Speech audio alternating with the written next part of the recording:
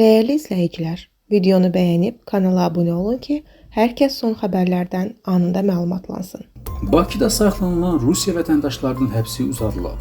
Səbail rayon məhkəməsi onların barəsində seçilmiş həbs qətimkan tədbirinin müddətini daha 3 ay artırıb. Xəbər verilir ki, bu barədə saxlanılanlardan Dmitri Fyodovun vəkili Elçin Sadıqov məlumat verib. Rusiya vətəndaşları Daxili İşlər Nazirliyi tərəfindən həyata keçirilən əməliyyat zamanı saxlanılıblar. Onların İran vasitəsilə ölkəyə gətirilən narkotik vasitələrin tranziti və dövriyyəsi, həmçinin kiberfırıldaqçılıq halları ilə əlaqədar araşdırıldığı bildirilir.